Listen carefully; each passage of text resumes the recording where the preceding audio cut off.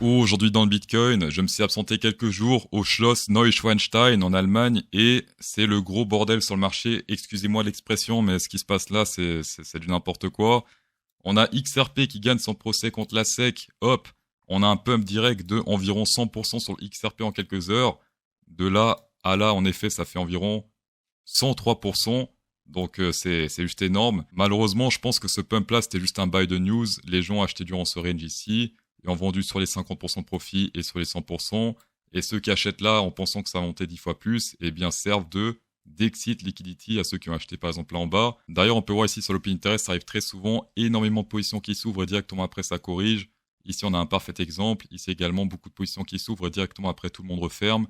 Ici également, et là, on dirait que ça se reproduit puisque énorme pump, et en une seule bougie daily, eh bien, plus de la moitié qui a corrigé à la baisse. Donc là, on a clairement plus en plus de trades qui se ferment sur le XRP. Également, news pas très bonne, c'est le dollar index qui est en train de se péter la gueule comme jamais. On a pété le support du centre et on a testé le support du bottom. Pour l'instant, c'est une petite bougie bleue.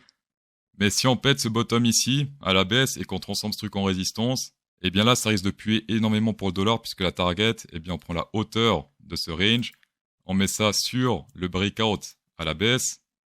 Ici. Hop. Et la target, regardez ça, ça serait ici autour des 95 dollars. Alors normalement c'est bon pour le Bitcoin. Quand le dollar se pète la gueule, c'est bon pour le Bitcoin. Sauf que la mauvaise nouvelle, c'est que le Bitcoin ne fait pas grand-chose. D'accord? Donc le dollar se pète la gueule, les gens vendent leur dollar contre autre chose. Mais en tout cas pas contre du Bitcoin puisque il range. C'est-à-dire que les gens n'achètent pas du Bitcoin, ils ne vendent pas du Bitcoin, ça range. Et le dollar est vendu. C'est-à-dire que l'argent du dollar ne va malheureusement ailleurs. Par exemple, dans l'or, gold, ici on peut voir ça pump pas mal, un petit peu mais ça pump, déjà plus que le Bitcoin.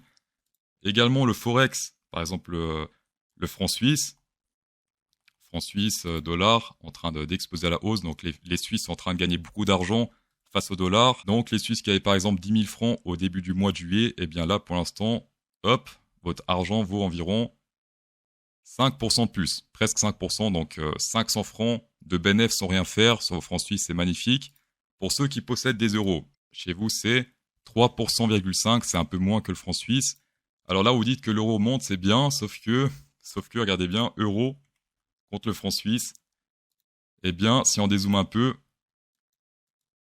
la valeur refuge, en fait, c'est le franc suisse, puisque l'euro se pète totalement la gueule sur le temps. L'euro contre le franc suisse, on voit clairement que ça se pète la gueule depuis, par exemple, 2009. Ici, on était sur un pic 2009 et aujourd'hui, on est sur un moins 42%. Donc un Français qui a acheté en 2007 10 000 francs suisses, eh bien aujourd'hui, il aura en échange 42% de plus par rapport à sa mise en euros. Donc en effet, l'euro est en train de pumper face au dollar, mais c'est sur du court terme. En plus, on a pas mal de volume qui arrive dans cette zone.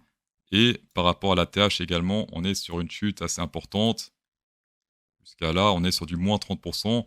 Ça reste très mauvais face au dollar. Sur le Bitcoin en daily, il y a pas mal de gens qui tentent ce bull flag, notamment Carl de Moon qui a tenté ce bull flag là. Donc il a longué ici, il a longué là.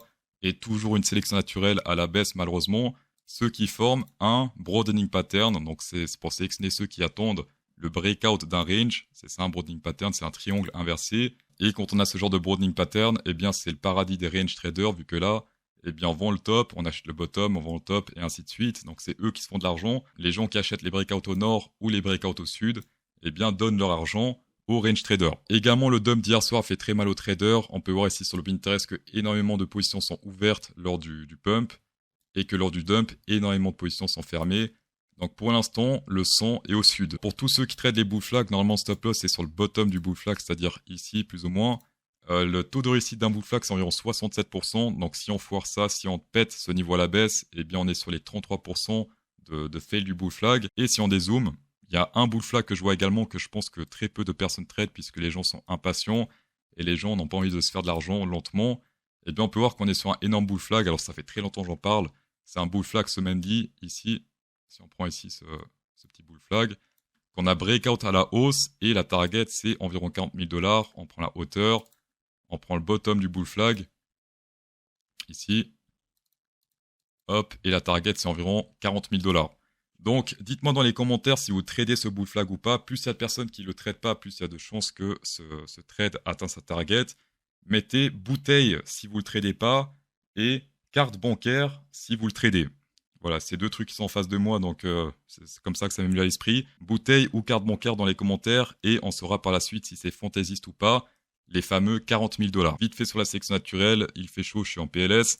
Pas mal de gens shortaient bien sûr le prix hier, donc pas mal de gens qui sont toujours dans le short, et donc pas mal de sections au nord, jusqu'à environ ici 31 500 $, et sur le plus court terme jusqu'à environ 30 700 $, pas mal de sections ici au nord.